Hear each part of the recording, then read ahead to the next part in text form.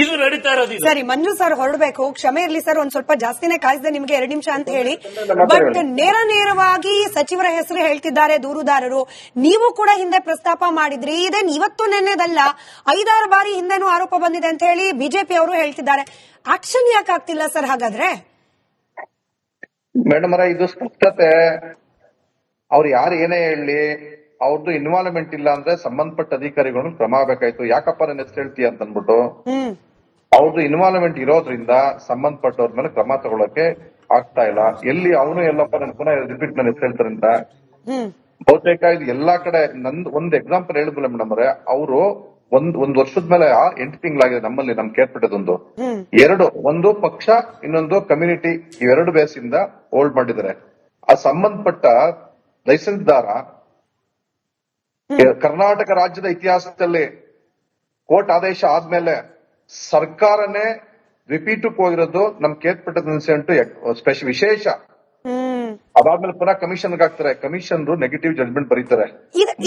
ಪರಿಹಾರನೇ ಇಲ್ವಾ ಸರ್? ನಾನು ಮತ್ತೆ ಹೇಳ್ತಿದ್ದೀನಿ, ಭ್ರಷ್ಟಾಚಾರ ಇದೆ, ನಡೀತಾ ಇದೆ, ಆಗಾಗ ಸುದ್ದಿ ಆದಾಗ ನಾವು ತನಿಖೆ ಮಾಡ್ತೀವಿ ಅಂತಾರೆ, ಮುಗಿದೋಯ್ತಾ ಅಲ್ಲಿಗೆಲ್ಲ? ಇದಕ್ಕಂಗಾದ್ರೆ ಪರಿಹಾರನೇ ಇಲ್ವಾ ಅಂತ? ಪರಿಹಾರ ಸರ್ಕಾರ ಪಾರದರ್ಶಕವಾದ ಒಂದು ಸಂದರ್ಭದಲ್ಲಿ ಮಾತ್ರ ಪರಿಹಾರ ಬಿಟ್ರೆ ಇನ್ನು ಆಲ್ಟರ್ನೇಟ್ ವ್ಯವಸ್ಥೆ ಇಲ್ವೇ ಇಲ್ಲ ಮೇಡಮ್. ಅದಕ್ಕೆ ಸರ್ಕಾರನೇ ನೇರವಾಗಿ ನೀವೇ ಹೆಸರು ಹೇಳ್ತಾ ಇರುವ ಮಿನಿಸ್ಟರು, ನೀವೇ ಹೆಸರು ಹೇಳ್ತಾ ಇರುವ ಚೀಫ್ ಮಿನಿಸ್ಟರು, ಅವ್ರ ಪುತ್ರರು ಇದಾರೋ ಇಲ್ವೋ ನನಗೆ ಗೊತ್ತಿಲ್ಲ ಸರ್, ಅವ್ರ ಸರ್ಕಾರದ ಭಾಗನೂ ಅಲ್ಲ. ನೀವು ಸರ್ಕಾರ ಪಾರದರ್ಶಕ ತನಿಖೆ ಮಾಡ್ಲಿ ಅಂತ ಹೇಳ್ತಿದ್ದೀರಿ, ತನಿಖೆ ಮಾಡ್ಬೇಕಾಗಿರೋದೇ ಆರೋಪ ಹೊತ್ತವರು. ಇನ್ ಪಾರದರ್ಶಕತೆ ಹೆಂಗ್ ನಿರೀಕ್ಷೆ ಮಾಡ್ತೀರಿ?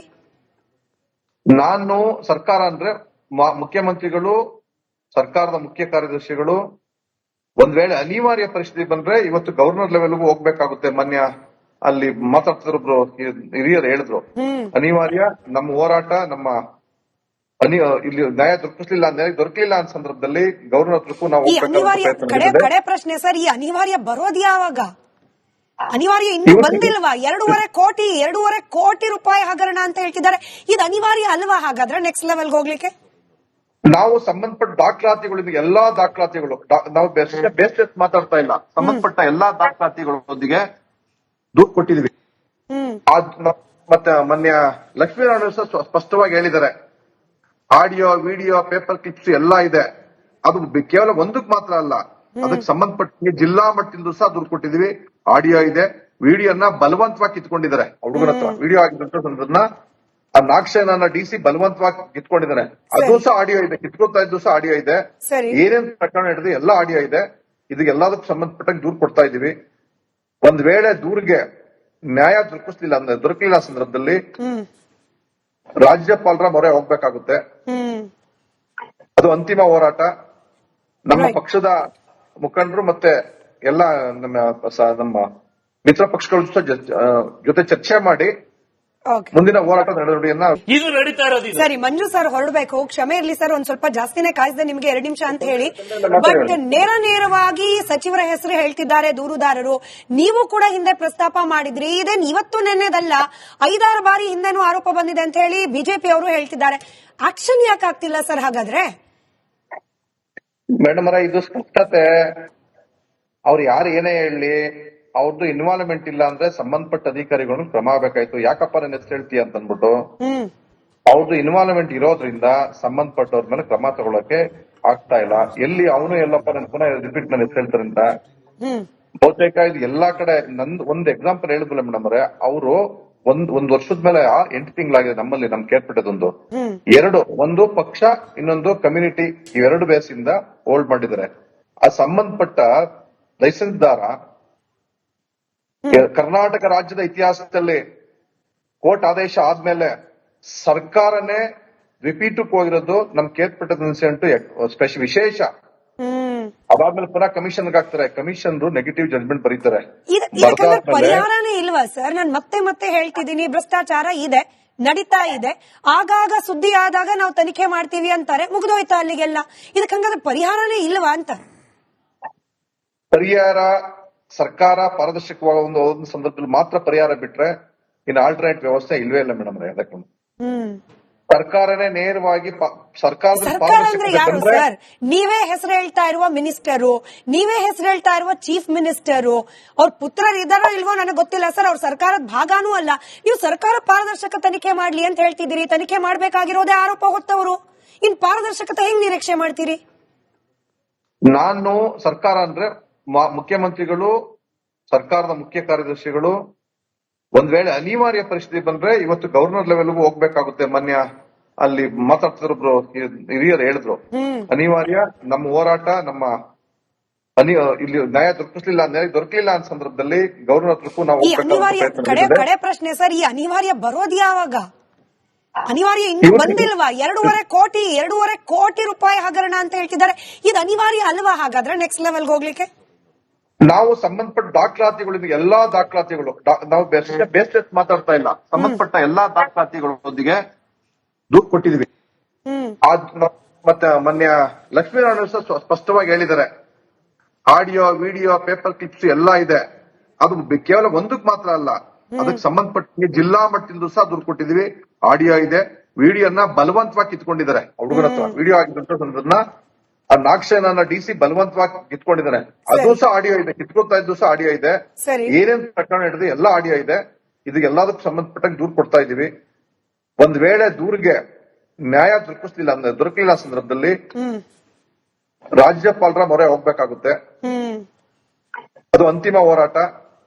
ನಮ್ಮ ಪಕ್ಷದ ಮುಖಂಡರು ಮತ್ತೆ ಎಲ್ಲ ನಮ್ಮ ಮಿತ್ರ ಪಕ್ಷಗಳ ಜೊತೆ ಚರ್ಚೆ ಮಾಡಿ ಮುಂದಿನ ಹೋರಾಟ ನಡೆವಳಿಕೆಯನ್ನ ರೂಪಿಸ್ತೀವಿ. ಇದು ನಡೀತಾ ಇರೋದು. ಸರಿ, ಮಂಜು ಸರ್ ಹೊರಡಬೇಕು, ಕ್ಷಮೆ ಇರ್ಲಿ ಸರ್. ಒಂದ್ ಸ್ವಲ್ಪ ಜಾಸ್ತಿನೇ ಕಾಯ್ದೆ ನಿಮ್ಗೆ 2 ನಿಮಿಷ ಅಂತ ಹೇಳಿ.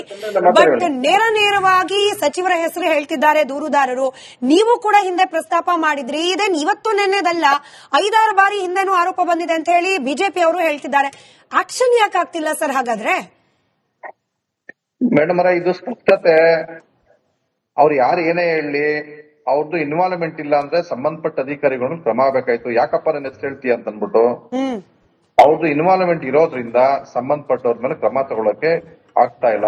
ಎಲ್ಲಿ ಅವನು ಎಲ್ಲಪ್ಪ ನನ್ ಪುನಃ ರಿಪೀಟ್ ನನ್ನ ಹೆಸರು ಹೇಳ್ತಾರೆ ಅಂತ ಬಹುತೇಕ ಇದು ಎಲ್ಲಾ ಕಡೆ. ನಂದು ಒಂದು ಎಕ್ಸಾಂಪಲ್ ಹೇಳಿದ್ಮೇಲೆ ಮೇಡಮ್ ಅವರೇ, ಅವರು ಒಂದ್ ವರ್ಷದ ಮೇಲೆ 8 ತಿಂಗಳಾಗಿದೆ ನಮ್ಮಲ್ಲಿ, ನಮ್ ಕೇರ್ಪಟ್ಟದೊಂದು 2, ಒಂದು ಪಕ್ಷ ಇನ್ನೊಂದು ಕಮ್ಯುನಿಟಿ, ಇವೆರಡು ಬೇಸಿಂದ ಹೋಲ್ಡ್ ಮಾಡಿದ್ದಾರೆ.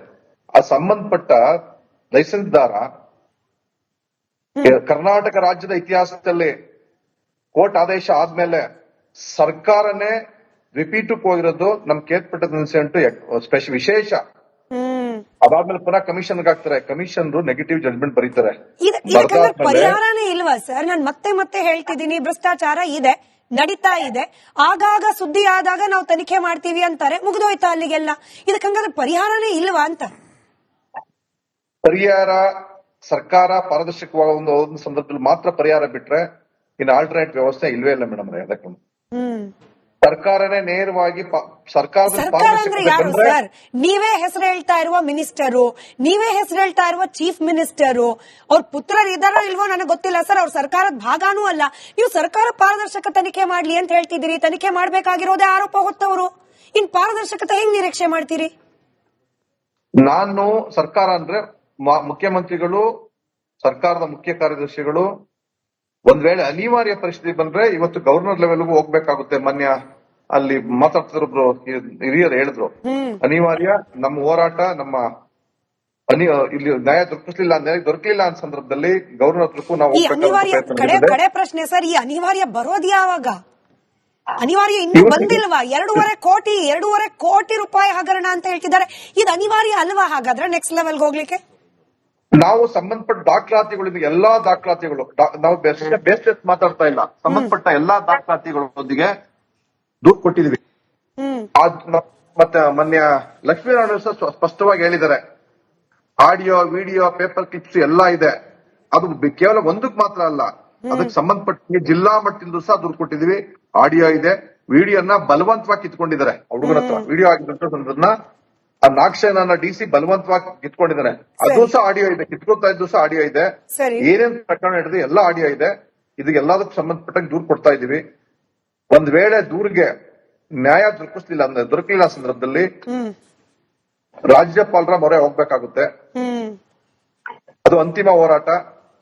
ನಮ್ಮ Right. ಪಕ್ಷದ ಮುಖಂಡರು ಮತ್ತೆ ಎಲ್ಲ ನಮ್ಮ ಮಿತ್ರ ಪಕ್ಷಗಳ ಜೊತೆ ಚರ್ಚೆ ಮಾಡಿ ಓಕೆ ಮುಂದಿನ ಹೋರಾಟ ನಡೆವಳಿಕೆಯನ್ನ ರೂಪಿಸ್ತೀವಿ.